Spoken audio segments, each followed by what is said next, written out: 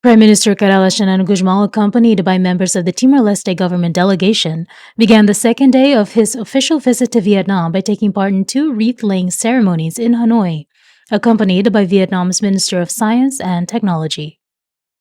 The first ceremony took place at the Heroes Monument, where Prime Minister Xanana laid a wreath and observed a moment of silence in honor of the man and woman who sacrificed their lives for Vietnam's independence, sovereignty, and national development. Located near Ba Dinh Square, the monument stands as a national memorial dedicated to generations of Vietnamese heroes and martyrs who contributed to the country's liberation and nation building. Following the ceremony, the delegation proceeded to the Ho Chi Minh Mausoleum, one of Vietnam's most important historical landmarks.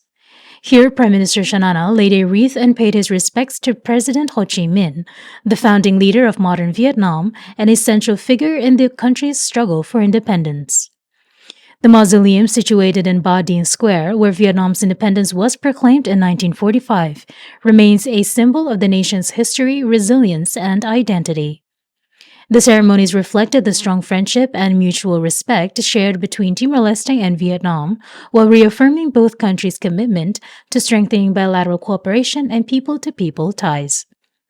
Hanoi, Vietnam, Digna Sarang, Tatoli.